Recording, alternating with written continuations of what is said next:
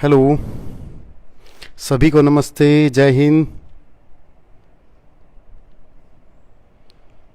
जल्दी से जुड़ जाओ भाई। देखना आवाज़ आ रही है क्या? हेलो।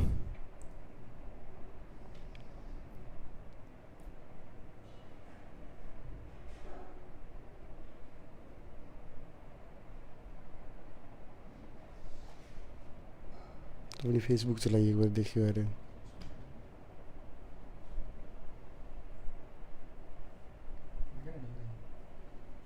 आ रहे हैं। सभी को नमस्ते, जय हिंद। जल्दी से जुड़िए भाई। नमस्ते।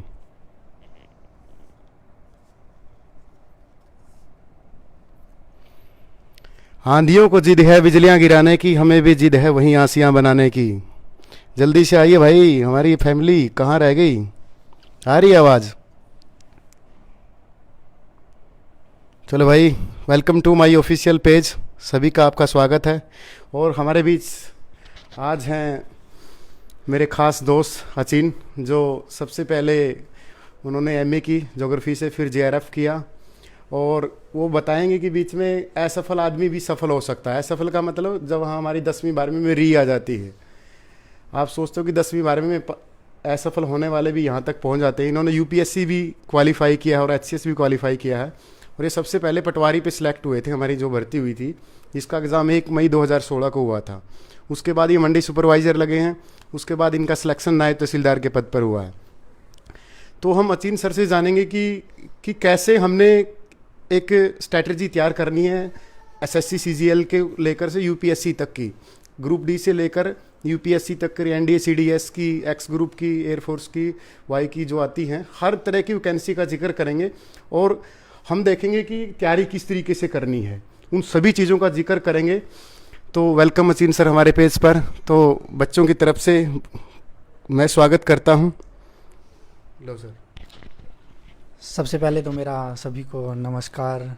और मैं आज सुनील जी को धन्यवाद देना चाहूँगा, जो उन्होंने आज मेरे को इतनी बड़ी अपॉर्चुनिटी दी है कि आज मैं मतलब अपने लाइफ एक्सपीरियंस, जो मैं स्कूल से लेके कॉलेज, फिर और एक पटवारी से लेके मेरा नायब तहसीलदार का सिलेक्शन होना, मतलब जो मैंने डिफ़िकल्टी फेस की है, अगर उससे किसी को मतलब थोड़ा सा भी मोटिवेशन मिलेगा तो मैं समझूंगा कि वो बहुत ही अच्छी बात है, कि जिससे सबको मतलब एक अपना एक अप्रोच बना सकें स्टडी के लिए। Thank you Sunil ji. और सुनील जी, सबसे पहले तो आपको बहुत बहुत बधाई, जो आप एक स्टडी मंत्रा ऐप स्टार्ट करने जा रहे हो, जिससे मतलब घर में बैठे बच्चे जो दिल्ली जैसे शहरों में या किसी भी शहर में जो फिनेंशियली वीक हैं, मतलब वो कहीं कोचिंग सेंटर में नहीं जा सकते, और आप उनको घर बैठे ऑनलाइन स्टडी मंत्रा ऐप पे आप जो उनको सब प्रकार का मटेरियल घर बैठे उपलब्ध करवाओगे, जो उनके लिए मतलब एक आज के टाइम में जो रोज़गार का इश्यू है ना, उसके लिए मतलब अपना सिलेक्शन पाने के लिए, एक नौकरी पाने के लिए वो घर बैठे तैयारी कर सकते हैं। तो सुनील जी, एक बार फिर आपका बहुत बहुत धन्यवाद, मेरे को मतलब एक एक आम इंसान को इतनी बड़ी अपॉर्चुनिटी देने के लिए, कि मैं मतलब ऑनलाइन आके अपने विचार रखूं कुछ, कि किसी भी अगर स्टूडेंट मेरे मोटिवेट होता है ना, तो मेरे को बहुत खुशी होगी, अगर मेरी वजह से कोई एक भी बच्चा सक्सेस होता है तो। Thank you sir. सबसे पहले तो भाई सभी शेयर कर दो। अगर शेयर नहीं किया ना, दोबारा कभी किसी को लाइव नहीं लेके आएंगे। या आपके लिए लेके आए हैं सर को। सर हैं, दोस्त लगा लो, मेरे तो अजीज़ दोस्त हैं और हम सबके भी दोस्त हैं आप। क्योंकि होता है ना कि गरीबी विधवा होती है और कामयाबी के अनेकों रिश्तेदार होते हैं। वो आपने कहावत सुनी होगी और वो सच्ची भी है। वो हमारे साथ भी हुई है और चीन सर के साथ भी होती है, हम सबके साथ होती है लाइफ में। क्योंकि जब हम कहीं पर भी वेले होते हैं, ज़िंदगी में असफल होते हैं, कहीं भी घूम रहे होते हैं, तो हमारे खास ही अपने हमें नेगलेक्ट करने की कोशिश करते हैं, इग्नोर करने की कोशिश करते हैं। लेकिन हम मेरी या हर एक इंसान की जो पॉजिटिव एनर्जी के साथ भरे होते हैं, वो एक अप्रोच तैयार करते हैं कि बच्चा डिमोरलाइज ना हो। इन्हीं चीज़ों के लिए मैं चीन सर को लेके आया हूँ कि हमें उस माहौल से कैसे इग्नोर करना हमें। क्योंकि हम एक नेगेटिविटी माहौल में रहते हैं, क्योंकि हमारे आसपास एक कंकाल तंत्र भरे होते हैं नेगेटिव के। जो मुझे सबसे ज़्यादा नफरत ज़िंदगी में अगर किसी से है तो उन्हीं से है, जो कहते हैं कि तू ये नहीं कर सकता, तू ये है, तू ऐसा है, या तू गरीब फैमिली से है। तो इन चीज़ों से हमें बचना है। तो हम शुरुआत करेंगे चीन सर से कि इन्होंने एजुकेशन कहाँ से की, कि इनकी गवर्नमेंट, कि आपने सर एजुकेशन गवर्नमेंट स्कूल से की थी? जी, मेरा गांव छोटा सा गांव है और उसमें सिर्फ एक प्राइमरी स्कूल है, गवर्नमेंट प्राइमरी स्कूल। मैं 5वीं तक है ना उसी गवर्नमेंट प्राइमरी स्कूल में पढ़ा हूँ। मेरे बड़े भाई सिस्टर सभी, हम 4 भाई बहन हैं, तो हम चारों उसी गवर्नमेंट प्राइमरी स्कूल में पढ़े हैं। और उसके बाद मैं एक पड़ोस के गांव में मेरे एक प्राइवेट स्कूल होता था। वो स्कूल ऐसा था, मतलब ठीक था। उसमें टीचर्स ऐसे होते थे सुनील जी की, जो वहाँ से +2 कर जाता था ना, कभी कभार तो इतनी उनके मतलब उनकी सैलरी देने के लिए उनको है ना वो +2 पास वाले वहीं उसको टीचर लगा लेते। तो ऐसा स्कूल था। मैं वहाँ 9th तक पढ़ा। तो फिर 9th के बाद मैं अपना जीन शहर 10th 11th और 12th मैंने जीन के SD स्कूल से की है। SD स्कूल हाँ। कॉर्नर पे है। हाँ, जो कॉर्नर पे ही है SD स्कूल, अर्जुन स्टेडियम के पास। तो +2 तो मेरी नॉन मेडिकल है, तो मैंने नॉन मेडिकल की थी। बस वो घर वालों का प्रेशर कि आपने मुझे बताया था कि नॉन मेडिकल में री भी आई थी। हाँ, मेरी एक्चुअली वो मैंने है ना +2 करने के बाद मैं BSc के लिए कुरुक्षेत्र यूनिवर्सिटी चला गया था। उस टाइम मेरे को ये था यूनिवर्सिटी में पढ़ना, यूनिवर्सिटी में पढ़ना, यूनिवर्सिटी पता नहीं क्या चीज़ है, बस भूत था यूनिवर्सिटी में पढ़ना है। और BSc में एडमिशन हो गया मेरा वहाँ पे। और BSc में मेरे को ये नहीं पता, BSc में हो गया कि मेरे को सब्जेक्ट कौन से लेने हैं। सिर्फ मेरे को पता था PCM, फिजिक्स केमिस्ट्री मैथ होते हैं। उसके अलावा मेरे को पता ही नहीं था कि BSc में और कोई भी सब्जेक्ट होते हैं। और मेरे को एक ऐसी ठीक ठाक स्ट्रीम मिली, कंप्यूटर साइंस, स्टैटिक्स, मैथ। मतलब एक तो मैं करना नहीं चाहता था BSc, और ऊपर से ऐसे सब्जेक्ट मिल गए। मतलब वो वोस्ट मोमेंट थे मेरे लिए, वोस्ट फेज था। तो बस घर वालों के प्रेशर में चलता रहा। एक सेमेस्टर निकल गया तो पेपर अच्छे नहीं गए, पढ़ने का मन नहीं था उस टाइम। तो फिर हाँ, सेकंड सेमेस्टर आ गया, पेपर आ गए, तब तक फर्स्ट सेमेस्टर का रिजल्ट आ गया। तो री आ गई तीनों चारों में। अब घर वालों को क्या बताऊं, क्या हो गया, क्या है, बताऊं ना बताऊं। 4-5 दिन बाद रिजल्ट के 4-5 दिन बाद मैंने पापा से, मैं डरता था थोड़ा सा, क्यों भाई पापा से तो डरते ही हैं सभी। मम्मी से करी बात मैंने कि मम्मी बोली हाँ बता। बोला लो आवाज़ कैसी है तेरी। मैं कहा बस ऐसे ही। बोला क्या हो गया। मैं बोला माँ रिजल्ट आ गया मेरा पहले सेमेस्टर का। बोला फिर क्या हो गया। मैं कुछ नहीं माँ। बोला री आ गई। बोला वो क्या हुआ है। मम्मी हाँ, मेरी मम्मी स्कूल नहीं गई कभी। हाँ, अनपढ़ हैं तो गई नहीं, हाउसवाइफ हैं। बोली वो क्या होती है। मैं बोला मैं फेल हो गया। बोले फेल हो गया। बोला चल कोई बात नहीं, फिर क्या बात होगी, अगली बार पास हो जाएगा। हाँ, पापा को कैसे बताऊंगा मैं, पापा तो बहुत उम्मीद रखते हैं, यूनिवर्सिटी में भेजा उन्होंने पढ़ने के लिए, पापा को तो मैं बता नहीं सकता। बोली कोई बात नहीं, मैं तेरे पापा से कर लूँगी बात। तो तभी थोड़ी देर बाद आ गया मेरे पापा का भी कॉल। बोला क्या हुआ बेटा। मैं कहा ऐसे ऐसे री आ गई मेरी। बोला कोई बात नहीं, आगे पढ़, कोई बात नहीं, हो जाएंगे। तो मतलब एक कई बार ऐसा होता है कि फादर है ना सुनते ही गुस्सा हो जाए। मतलब उन्होंने ऐसा नहीं किया, कूल डाउन करा मेरे को, कोई बात नहीं बेटा अगली बार हो जाएगा। तो मेरे यही सेकंड सेमेस्टर के फिर ऐसे ही पेपर, पढ़ा था ही नहीं मैं, तो फिर उनमें ऐसा ही हाल। तो मैंने सोचा मैं तो BSc ही नहीं करूँगा, मैं नहीं करना चाहता BSc। तो ऐसा हुआ, तभी इन बिटवीन दोबारा नेक्स्ट सेशन के फॉर्म निकल आए उधर ही यूनिवर्सिटी कॉलेज में। मैंने सोचा क्यों ना मैं BA करूं। मैं स्टार्टिंग से ही नहीं करना चाहता था BSc। तो फिर मेरे आइडिया आ गया दिमाग में, मैं तो BA करूंगा और तैयारी करूंगा। मैं तैयारी करता हूँ, सोचता हूँ, देखता हूँ UPSC वगैरह की। तो वहाँ से सोचा मैंने, फिर घर वाले मनाने के लिए बहुत मुश्किल कि साइंस ये है, साइंस करेगा तो नौकरी आसानी से मिल जाएगी। साइंस का एक क्रेज सा आया था 2008-9 में। हाँ उस टाइम, हाँ मैं 2010 में थी मेरी 12th पास आउट हुआ था मैं। तो उस टाइम ये हो गया घर वालों को, नहीं यही कर, फेल है तो कोई बात नहीं, अगली बार हो जाएगा पास। मैं सोचा यार ये तो बहुत मुश्किल है, बहुत मुश्किल है पीछा छुड़ाना। तो मैंने अपने कई रिश्तेदार हैं उनसे अप्रोच करवाई, पापा के पास फ़ोन करवाए कि ऐसा बोल लो कि मेरे को BA करने दें और मैं हाँ मेरे को BA में एडमिशन करवाएं और मैं तैयारी करूँगा आगे।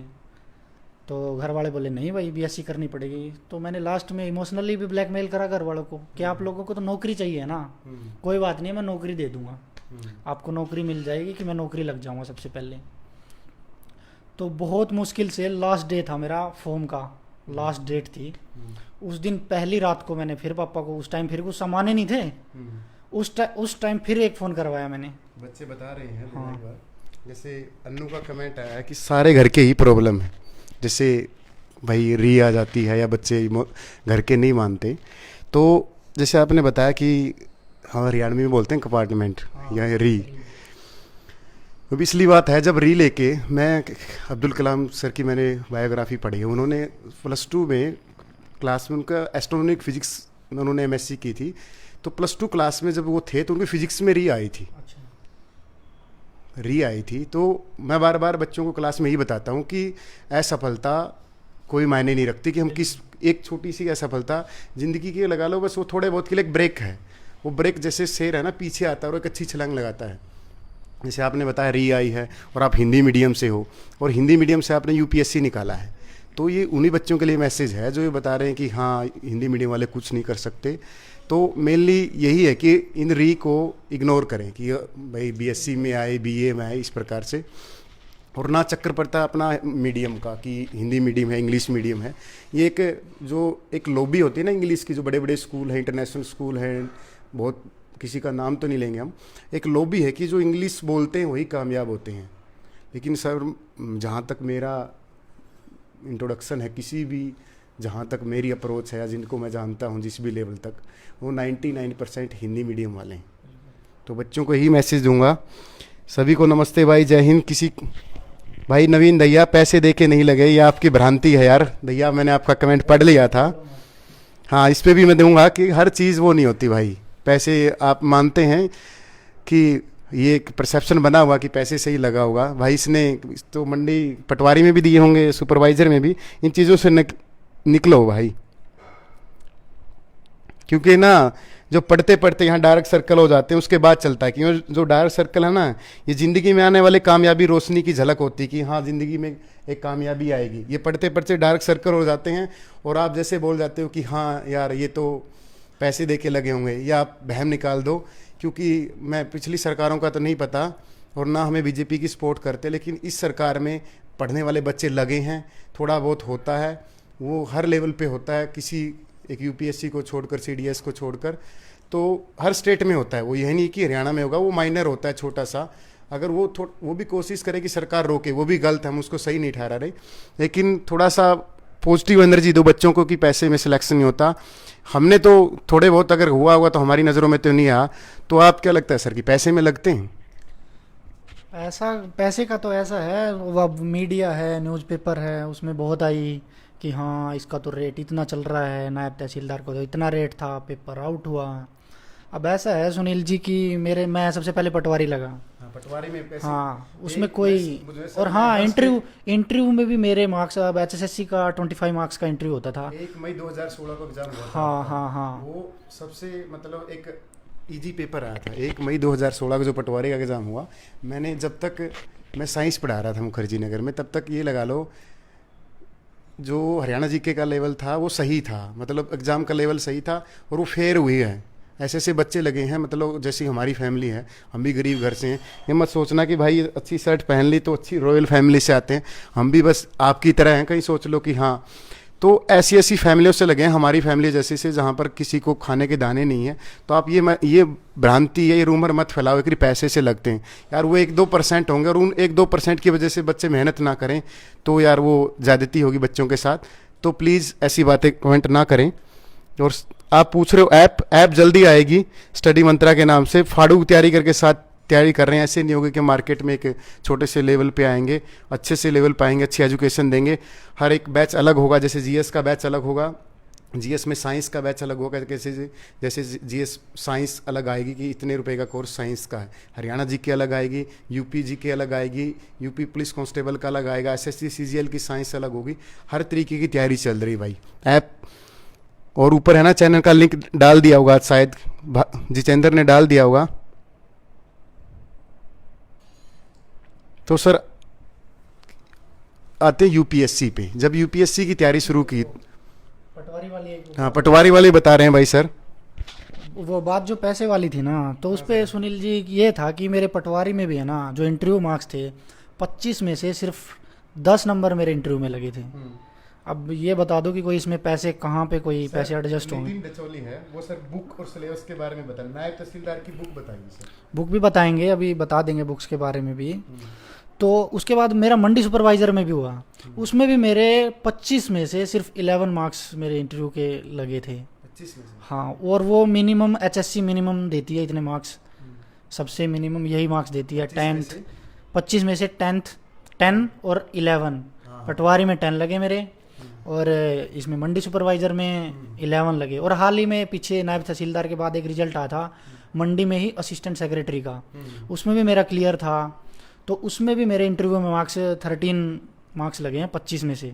तो उसमें से मेरा फाइनल सिलेक्शन नहीं हुआ, लेकिन मेरे इंटरव्यू के मार्क्स अगर मेरे 4 नंबर और लगते तो मेरा उसमें भी फाइनल सिलेक्शन था, तो उसमें भी नहीं हुआ। तो ये सर एक बच्चों का ये बहन दूर कर दो कि पैसे से नौकरी नहीं लगती कि हाँ, और हाँ रही नायब तहसीलदार वाली पैसे की बात, मैं देता हूँ एग्जाम्पल खुद, जिनको मैं पहले से जानता था। एक है मेरे दोस्त, 6 बार उन्होंने आईएएस की 6 के 6 अटेम्प्ट दे रखे हैं। 3 बार इंटरव्यू फेस किया उन्होंने आईएएस का। हाँ, उम्मीद लोहंस का जो बताया, वो एक बताऊंगा उनकी भी बात। तो वो मित्र है मेरे, 3 बार उन्होंने इंटरव्यू दिया है, 1 बार सिलेक्शन हुआ है उनका, और आईएएस तो नहीं मिला उनको, आईएएस अलाइड मिला था, दीपक दांगड़ नाम है उनका। तो वो है ना, उनको मिला था एएफएच की होती है, armed forces headquarter, IAS allied होती है वो मिला। तो वो बंदा जो आईएएस की अलाइड में सिलेक्शन हुआ है, उस बंदे ने हरियाणा में आने के लिए नायब तहसीलदार का एग्ज़ाम दिया, इंटरव्यू दिया, और वो सिलेक्शन हुआ। अब ये बताओ वो बंदा पैसे क्यों देगा आईएएस अलाइड, जहाँ उसकी 1 लाख रुपए सैलरी है, और यहाँ एक 4600 ग्रेड पे 50,000 सैलरी, यहाँ पे आया वो बंदा सिर्फ हरियाणा में आने के लिए, वो बंदा पैसे क्यों देगा? ये तो है सर। और एक और मेरे दोस्त हैं, वो अभी एचएसएससी में क्लर्क लगे थे, जो पीछे भर्ती आई थी, पटवारी के बाद जो भर्ती हुई थी, गौरव है वो, अभी वो कैलायत हैं, अंडर ट्रेनिंग है वो। मतलब मेरे साथ पटवारी का इंटरव्यू दिया उन्होंने, उसका सिलेक्शन नहीं हुआ, लेकिन उसके बाद उसकी ये हो गया मेरे को जॉब लेनी है।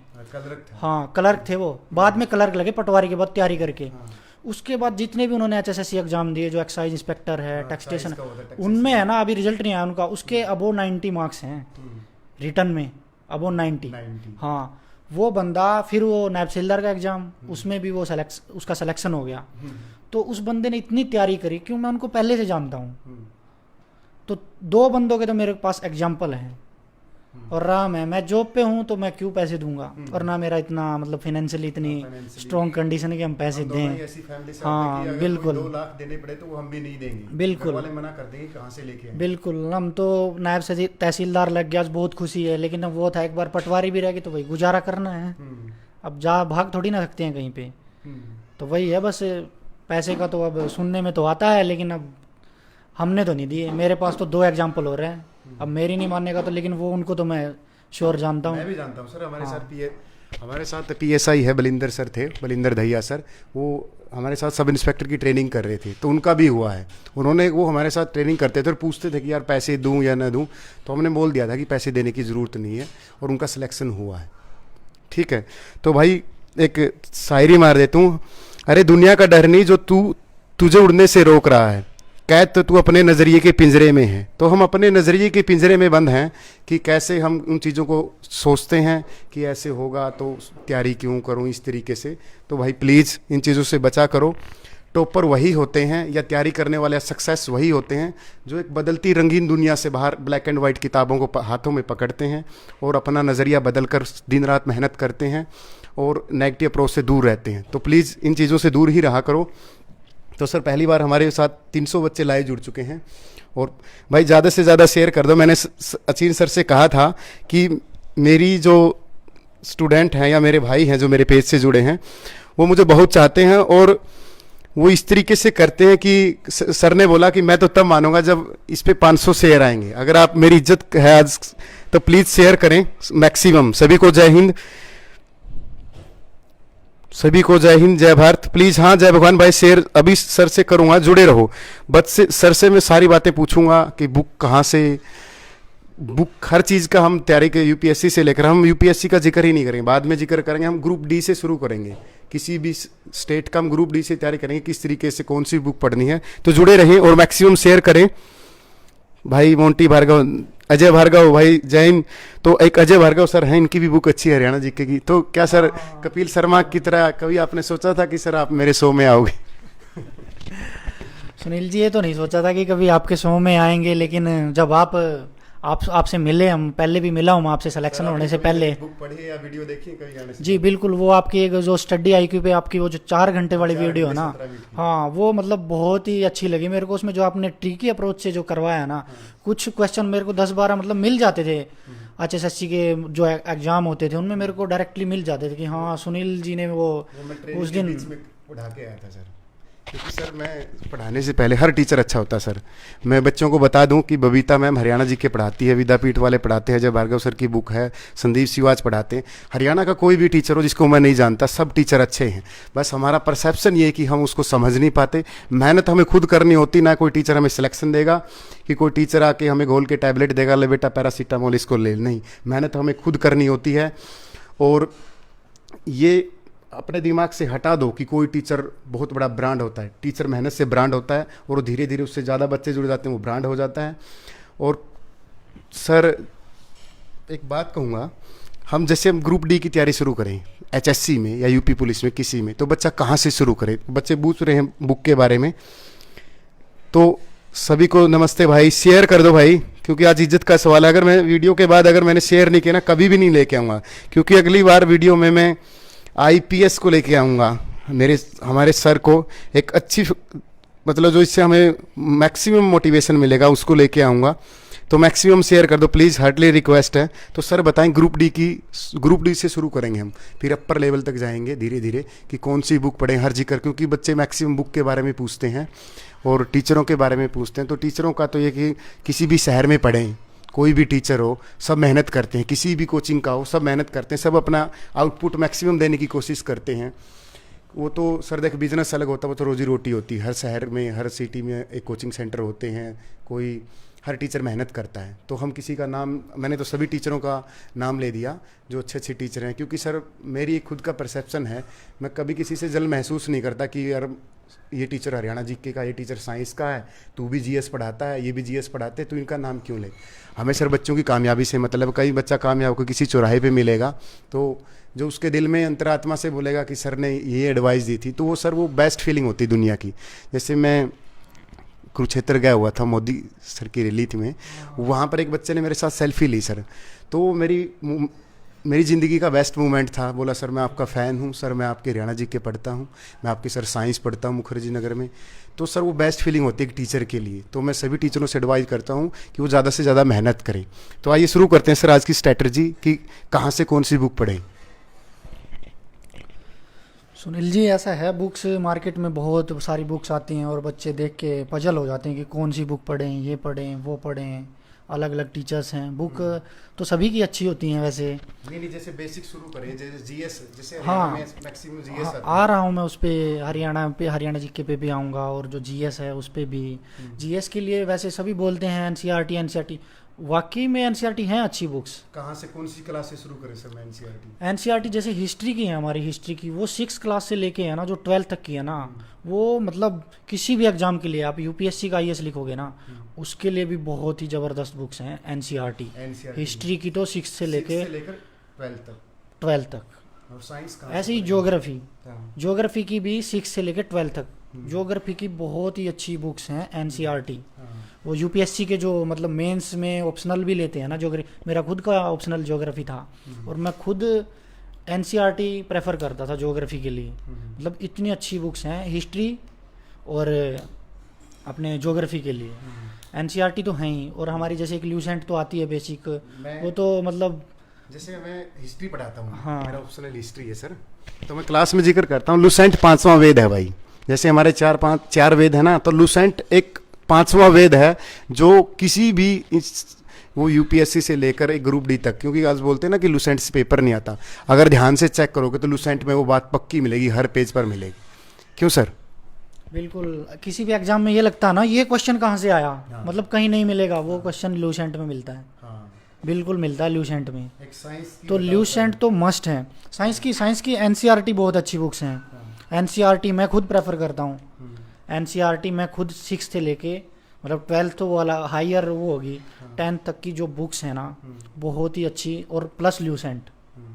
वो जीएस का पब्लिकेशन सर, जीएस का जीएस जैसे एनसीईआरटी से अलग कोई बुक पढ़े जो आपने पढ़ी हो, यूपीएससी में, GS जैसे आपने यूपीएससी निकाला है, जीएस HCC की निकाला एक्चुअली है। मैं आईएएस की करता था, तो उसके लिए मतलब वो जीएस में तो बता दो खुद सर, क्योंकि हमारे पेज पे यूपीएससी के बच्चे खूब जुड़े हैं। जीएस के लिए अलग अलग बुक्स आ जाती हैं, जैसे हाँ, बताओ। अपनी कल्चर के लिए है, कल्चर के लिए हम्म, तो आई फॉरगॉट वो नेम है, बहुत ही फेमस नेम है, वो आईएएस हैं, मैं बताता हूँ उनका नाम, वो एकदम महेश दिमाग परिवार से। सर हैं, वो की हिस्ट्री बुक- हिस्ट्री की बुक आती है। हिस्ट्री की आती है, हिस्ट्री की एक्चुअली जो स्पेक्ट्रम की आती है ना, हाँ, स्पेक्ट्रम स्पेक्ट्रम की छोटी छोटी बुक्स होती हैं और बिल्कुल यूपीएससी के हिसाब से होती हैं, हाँ, तो एग्जैक्ट मैंने क्वेश्चन। बच्चों को बताया मैं था। खुद वो पढ़ी है, मॉडर्न मॉडर्न Spectrum इंडिया है ना। में। हिस्ट्री वैसे मेरा वीक था, हम्म, मैं एंशियंट भी बहुत कम पढ़ता था हिस्ट्री, हम्म, और वो मेडिवल भी। हम्म, सिर्फ मैं मॉडर्न प्रेफर करता था कि मेरा एक क्वेश्चन रह गया तो छोड़ो यार, मेरे को वो होती ही नहीं थी वो हम्म, एक्चुअली मेरा वीक पॉइंट था हिस्ट्री, हम्म, तो स्पेक्ट्रम की मैं प्रेफर करता था। हम्म। और एक टाटा मैगरा हिल की भी आती है छोटे एग्जाम के लिए, जैसे हम वनडे एग्जाम होता है ना, वनडे एग्जाम यूपीएससी नहीं, टाटा मैगरा हिल की बुक भी आती है, एक अच्छी बुक है। आती है टाटा वो वनडे एग्जाम के लिए सही रहती है। और बताओ सर, जैसे जीएस से अलावा जैसे मैथ तो आपने पढ़ा नहीं होगा, या पढ़ा था?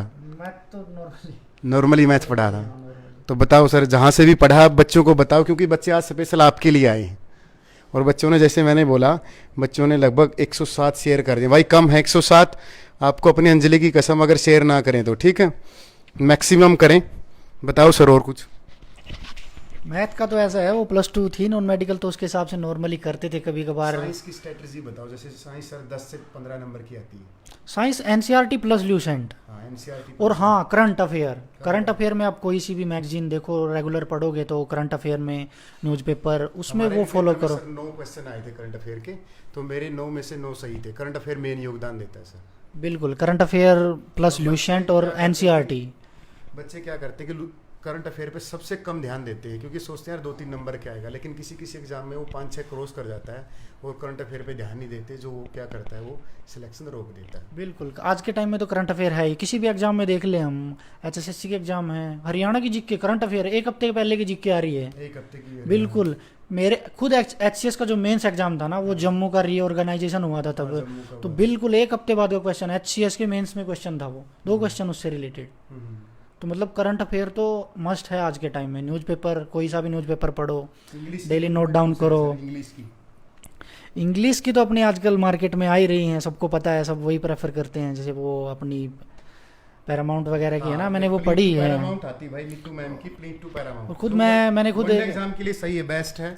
और इंग्लिश की जैसे सीजीएल के लिए तैयारी करें, तो सीजीएल के लिए तो बहुत सारे टीचर हैं भाई, मैं नाम नहीं लूँगा, क्योंकि 2-3 मेरे दोस्त हैं और 2-3 दूसरी कोचिंग के, तो मैं किसी का नाम नहीं लूँगा। इंग्लिश में आप मुखर्जी नगर में हमारे यहाँ पढ़ते भी होगे, बहुत सारे टीचर हैं, एक टीचर को फॉलो करो। और मैं सबसे ज़्यादा फैन अंकुल सर का हूँ भाई, किसी को अगर बुरा लगे मुझे कोई दिक्कत नहीं है, क्योंकि अंकुल सर क्या कराते हैं, बेसिक से लेकर, एक एग्जाम्पल पूछे ना सर सीजीएल में, एक एग्जाम्पल पूछोगे तो वो क्या कराएगा, वो 15 एग्जाम्पल लिख देगा बच्चे के लिए, ले भाई 15 समझ।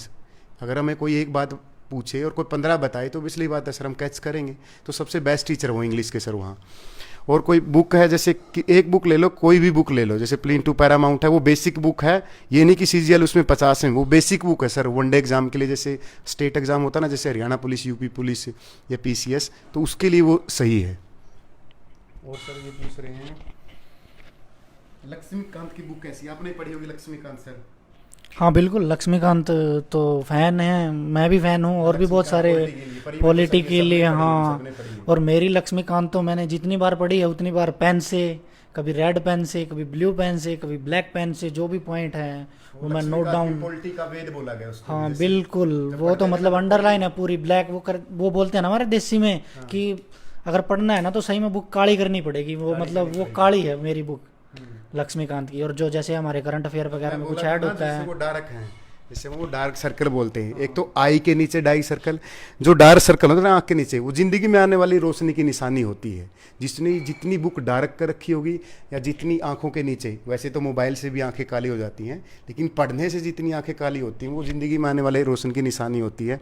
और आपने बताया कि मैंने डार्क कर रखी है, तो जितनी बुक डार्क की होगी पिछली बात उसने इतनी मेहनत की होगी सर, यस या नो?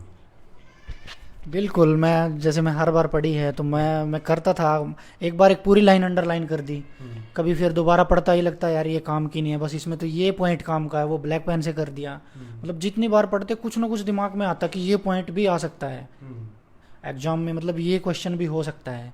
तो उसकी वजह से मतलब बार बार एक अलग पेन से या मार्कर से मतलब वो डार्क करते गए। और जब मान लो एट ए टाइम एक दिन पहले हमें रिवाइज करना होता ना, तो मतलब वो चीज़ बहुत काम आती थी कि हमें जो अंडरलाइन है ना पार्ट, सिर्फ वो देखना होता था और हमें मतलब पूरी बुक कवर हो जाती थी। मतलब वो 3 घंटे में है ना, एग्जाम से पहले मतलब 1 घंटे में भी कवर करनी होती ना। कई बार वो बोलते हैं ना रजनीकांत टाइप स्टाइल, मतलब वो स्कैनिंग वाला, मतलब वो अंडरलाइन या मार्किंग वाले वो देखना होता था। सही रहता है।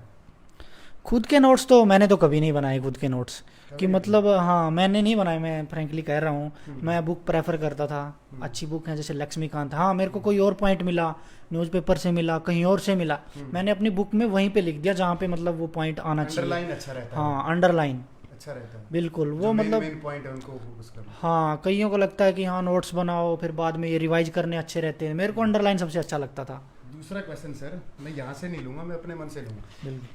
जब तैयारी कर रहे थे तो कितना डिमोरलाइज हुए थे? क्योंकि बच्चों की सबसे बड़ी प्रॉब्लम है सर, जैसे हम तैयारी करते हैं तो कुछ नेगेटिव अप्रोच या कंकाल तंत्र भरे होते हैं हमारे आसपास, होती है नेगेटिव एनर्जी 99% होती है, फैमिली को छोड़कर।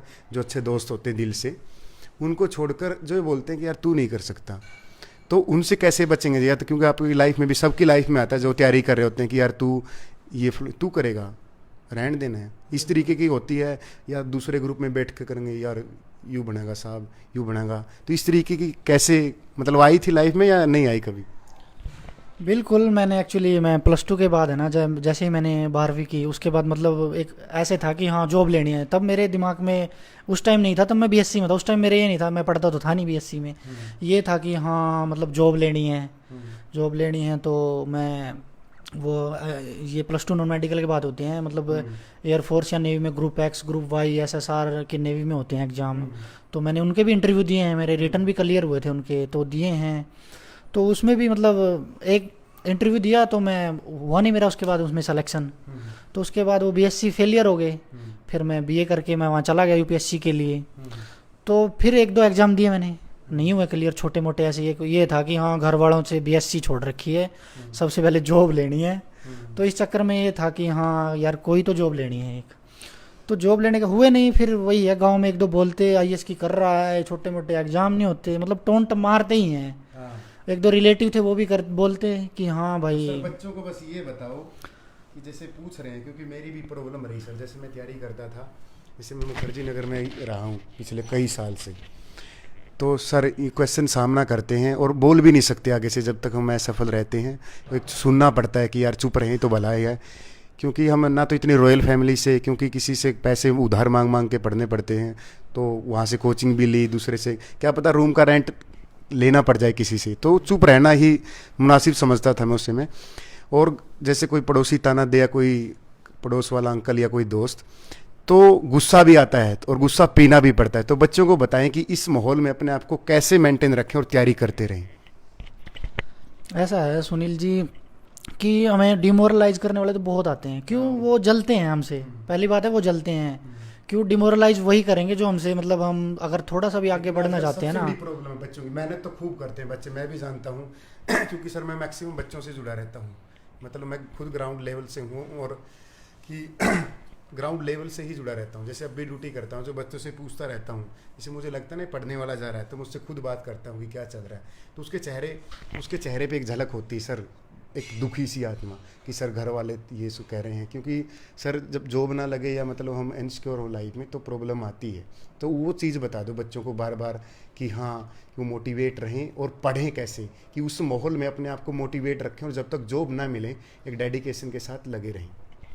बिल्कुल। डिमोरलाइज करने वाले होते हैं तो वो मतलब पहली तो बात उनकी होती है कि हमसे वो जलते हैं इसीलिए वो ऐसा करते हैं कि हाँ ये नहीं हुआ वो नहीं हुआ, ये कर लो, छोटा मोटा एग्ज़ाम दे लो, आईएएस की देखा जाएगा। तो हुआ है मेरे साथ भी ऐसा। तो उसमें ऐसा है सुनील कि मतलब हमें है ना चुप रहना, उसमें ये होता है कि हाँ हम चुप रहो बस, किसी को कुछ मत तो बोला, हाँ ठीक तो है। आशीर्वाद, और दूसरों को कहे वो मोटिवेशन ले कि हाँ इसको जवाब देना है। हाँ बिल्कुल, उसमें ये है कि हाँ हम उस टाइम हम चुप रहे, ठीक है वो कोई ना, हमें कल रख मिल जाएगी तो हम तो वो भी कर लेंगे। हाँ बड़ी नहीं मिलेगी, आईएएस नहीं मिलेगा, कोई बात नहीं, हमें हमारा इतना तो है नहीं, हाँ। कोई नहीं, जितनी मेहनत करेंगे वो मिल जाएगा, हम कल रख भी मिल जाएगी। तो ऐसा ही मेरे साथ भी ऐसा था कि जॉब लेनी है। आईएएस का मेरा पहला अटेम्प्ट दिया मैंने, तो मेरा प्री नहीं हुआ, मेरा 1.5 नंबर से प्री रहा था उस टाइम।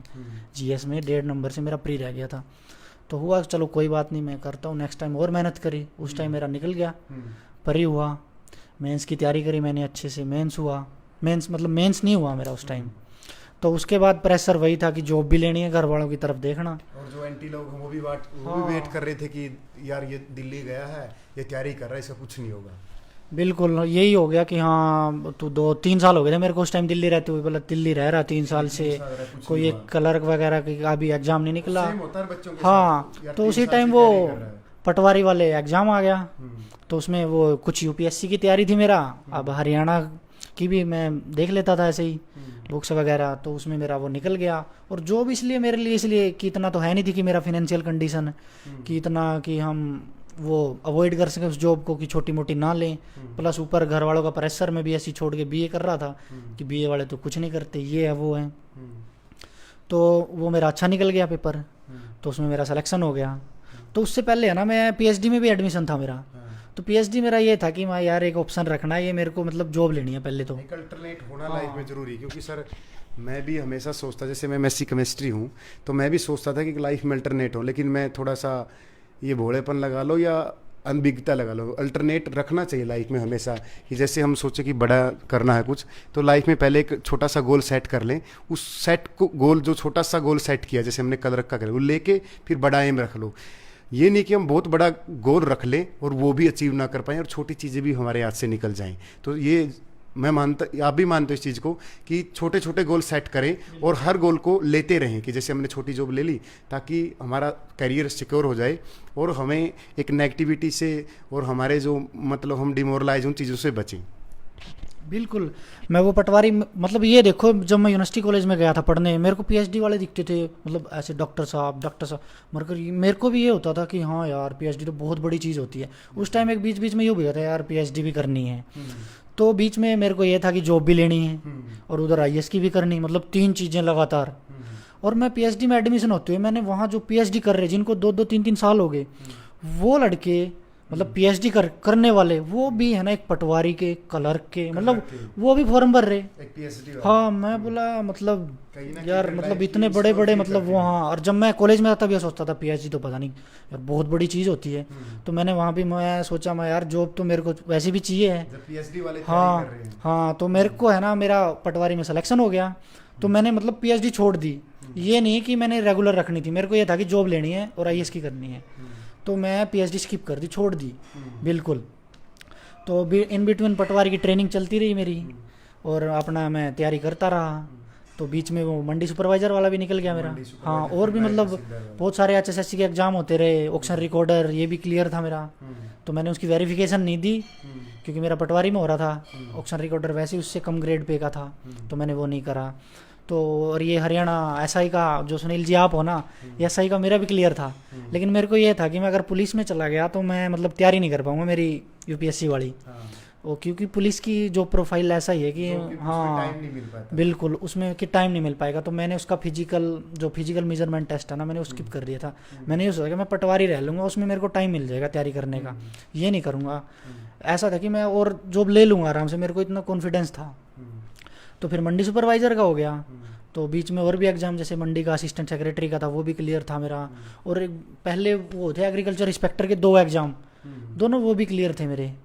तो मतलब वो चलता गया, एक शेड्यूल सा हो गया। हाँ हाँ बिल्कुल, हाँ वो पॉजिटिवनेस आती गई, एक एग्जाम निकल गया, दूसरा निकल गया। फिर इन बिटवीन मेरा एक्चुअली मेरा पटवारी था मैं तब।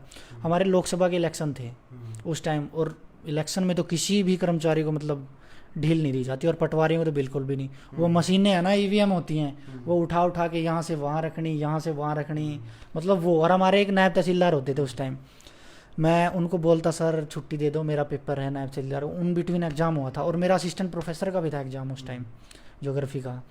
तो दोनों मतलब आगे पीछे थे एग्ज़ाम। तो असिस्टेंट प्रोफेसर की तो मैं मतलब वो रिवीजन नहीं कर पाया, क्योंकि वो छुट्टी नहीं मिल पाती थी। सुबह 8 बजे जाते वहाँ इलेक्शन की तैयारियाँ करने, शाम को 8 बजे घर आना।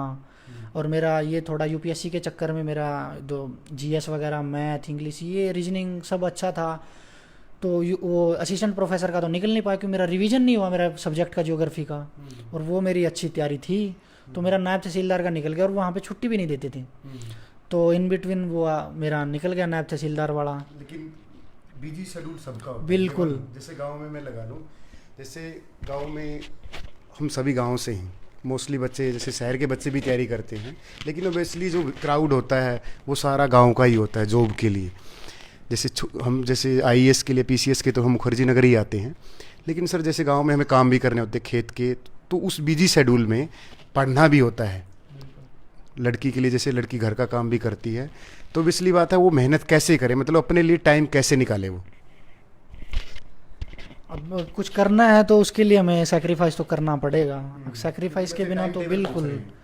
टाइम टेबल तो ऐसा है, टाइम टेबल खुद का होता है। मैं खुद का होता था, मेरे को ये नहीं होता था कि 6 घंटे पढ़ने हैं, 7 घंटे पढ़ने हैं, 8। मेरा ये होता था कि मेरे को नींद आ रही है तो मेरे को सोना है, नींद आ रही है तो सोना है, खाना है तो खाना है। पढ़ना ये होता था कि मेरे को, अगर मेरा टारगेट होता था कि हाँ आज ये बुक है ना, इसके 100 पेज हैं, ये 100 पेज पढ़ने हैं मेरे को, कैसे भी पढ़ने हैं। हाँ, मेरा ये टारगेट होता था किसी भी बुक का। मेरा भी मतलब पर्पज है। अभी मैं भी ज़्यादा दिन से नहीं, 1 साल से ही कुछ चीज़ें सीखा हूँ। हमें ज़िंदगी में छोटे छोटे गोल सेट करने हैं। जैसे सुबह उठते ही हमने ये करना है कि आज हमें हिस्ट्री पढ़नी है।